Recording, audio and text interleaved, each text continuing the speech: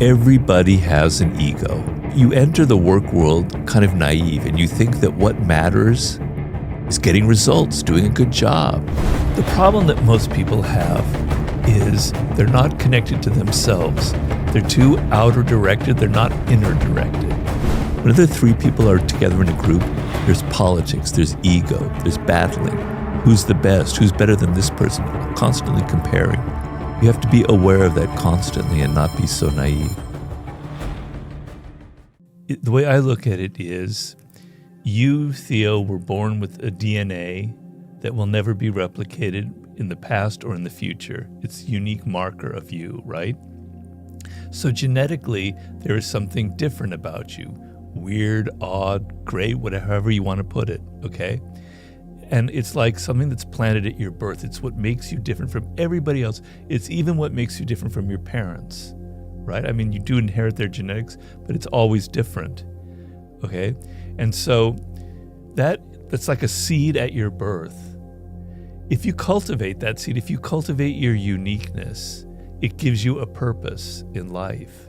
It's why you are unique.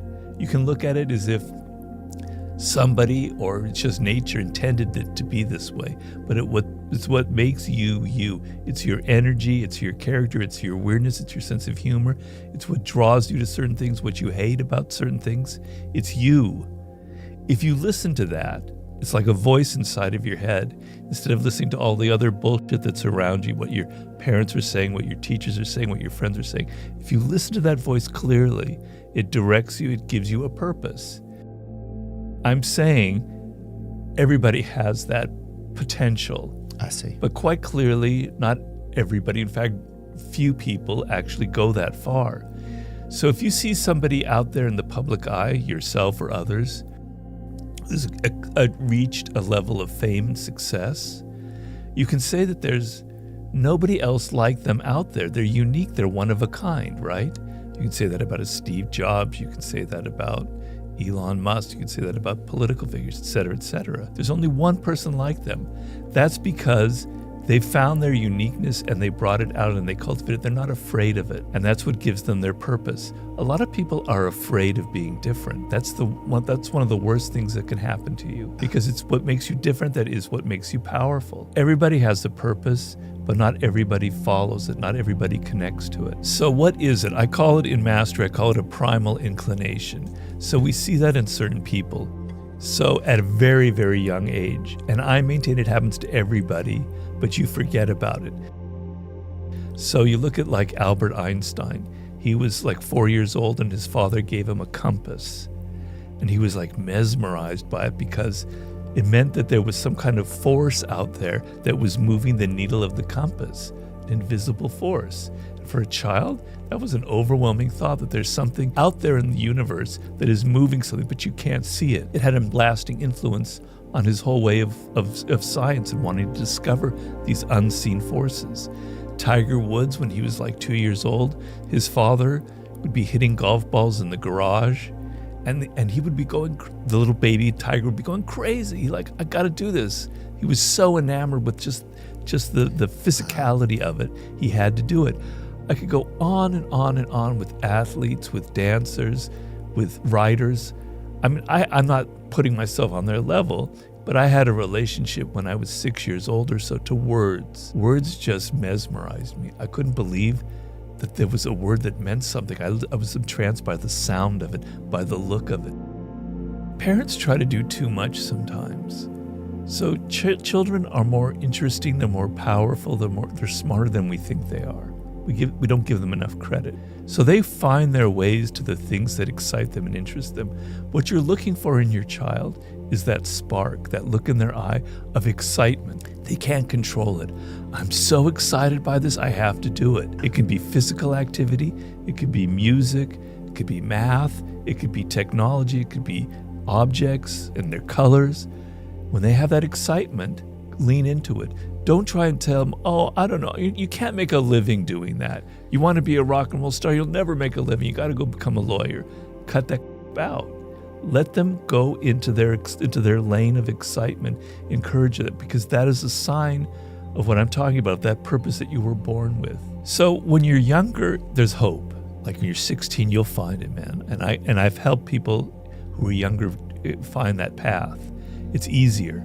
By the time you're 30 or 40, it gets more and more difficult. When you're 50, I don't know. It's possible, but it's harder and harder and harder. I didn't really find my niche, if you will, until I was about 38 years old. But until then, I knew it was writing. I just couldn't figure out what kind of writing. But you have to go through a process.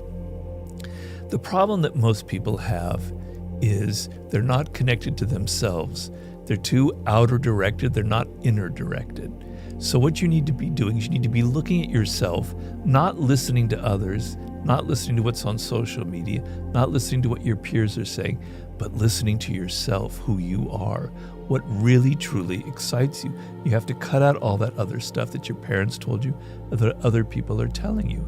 And so you're looking for signs of things that bring back, you're looking for your childhood again, for that child inside of you that got so excited about those things, but that you forgot. There is not a child on the planet that doesn't have that.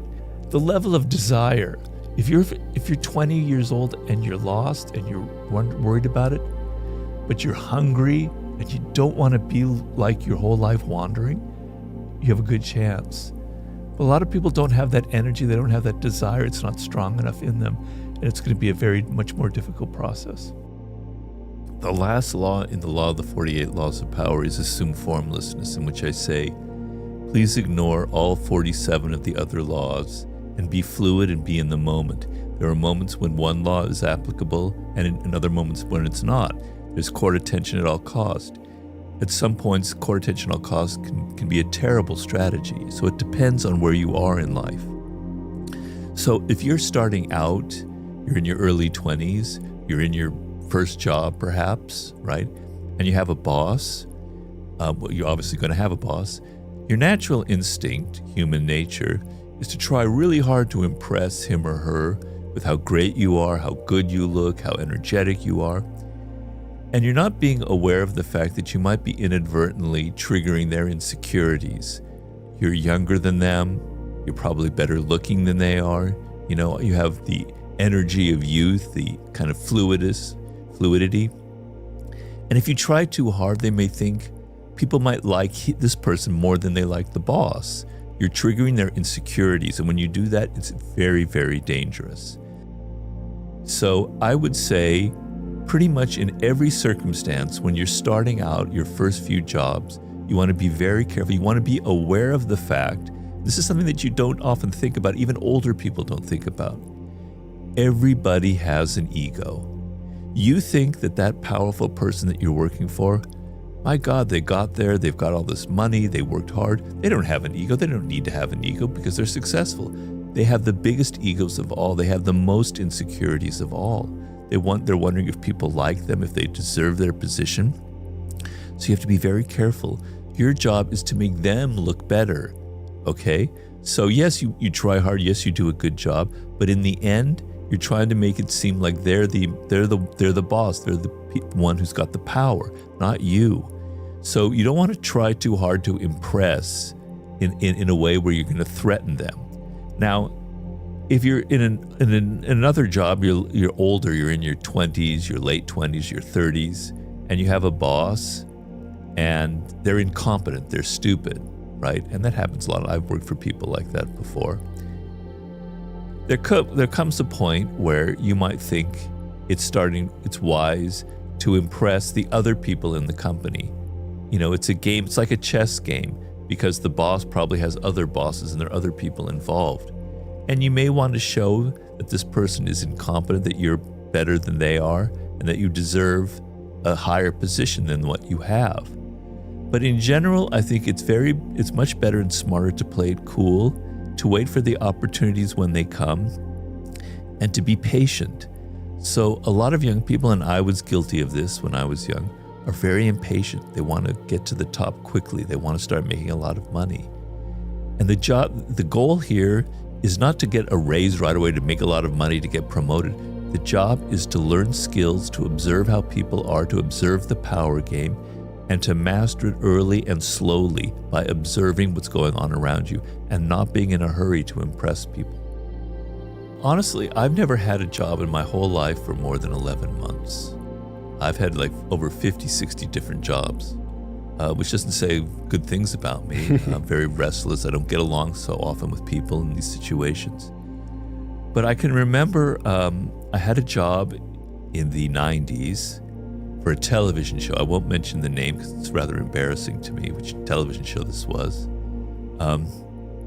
And I was a researcher on the show, which basically meant my job was to find stories that they would then go out and film. It was kind of like a reality television show, right? And there was a team of researchers there. But I was by far the best researcher there. I've been doing research for many, many years. I have definite skills in that. I'm not good at a lot of things, but that's one thing I'm good at. And I'd say of the team of 8 people, 80% of the stories I had found, which was a pretty high success rate. And then one day, the boss, this woman, she kind of chewed me out in a meeting. Like, Robert, you've got an attitude. You're not paying attention. This is very important that you listen to what's going on in this meeting. And it was a very boring meeting. And in my head, I'm going, what the hell does this matter whether I'm listening to your stupid meeting when I'm getting 80% of the stories here, right? Isn't that more important than pretending to listen so closely to your dumb meeting? Well, several months later, I was fired. And I was fired basically because of that kind of attitude, even though the results were there. So I violated the very law that I'm telling you about right now. But at that time, I didn't care because I hated that job. So they fired me and I was fine with that. I went on to my next job. That's not a good attitude for a lot of people in this day and age. I wouldn't advocate that you feel that way. But sometimes you get this idea, you enter the work world kind of naive, and you think that what matters is getting results, doing a good job. You know, if you're the one getting the results more than other people in the company, you should be promoted. That's a great thing. But it doesn't work that way. It's political. I wasn't being political with this woman. I wasn't impressing her. I wasn't brown-nosing with her. I wasn't telling her how great she was, how wonderful her meetings were, right? I was just doing my job. And I got fired. So you've got to be aware that people are playing political games. Whenever 3 people get together, this is something I say often, whenever 3 people are together in a group, there's politics, there's ego, there's battling. Who's the best? Who's better than this person? Constantly comparing. You have to be aware of that constantly and not be so naive. We can't see the future. Especially when we're young, we make mistakes, we do things that we will later regret, etc. And I've dealt with people who say, you know, I'm stuck in a horrible, horrible job. I have, just like your scenario, I have a child I have to support, a family to support, and I'm flipping burger, I'm working at Dairy Queen, I don't care, whatever it is, right? So what do? Well, the first thing you have to do is you have to realize that you have to want to get out of it, and you have to want it badly enough. So you got to figure out a path out of this trap that you're in. And it is a trap because if you're living paycheck to paycheck, it becomes a habit and it's going to stay with you your whole life. So every time there isn't a paycheck, you're going to freak out and you're going to go get the quickest, easiest job that you can get. You have to break out of that. So I tell people, even in the most despondent circumstances, first of all, think of what is that childhood thing that you loved? It doesn't have to be specific. It doesn't have to be a very specific job. It's just something that excited you. All right. Okay. We want to start moving in that direction.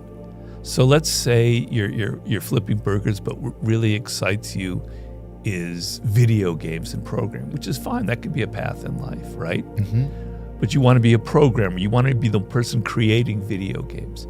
All right. So let's do some research.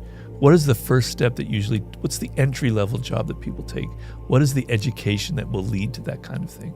All right, it's like 3 possibilities. You go to school, you study this, you get a job doing that, whatever. Okay, you can choose one of them, right? And you're gonna start doing it right away. So you still have your job, you're still paying for your family, but you're gonna go to school at night. You're going to take a side job. When you go home at night, you're going to study things on the internet, which is an amazing resource that nobody had 30 years ago. You're going to learn new skills in your spare time, you know, even in the only 2 or 3 hours a day that you have. You're going to create a little space in your brain for moving in that direction, a little wedge that's going to open up. And I've had this feedback. Just knowing that that's happening, that's just knowing that's a possibility, that I don't have to be flipping burgers, that I don't have to be this horrifying, soul-sucking salesman my whole life, and that I can go this other route. It's enough to excite the hell out of you. It's enough to get you out of it. It's enough to give your life some meaning and some purpose.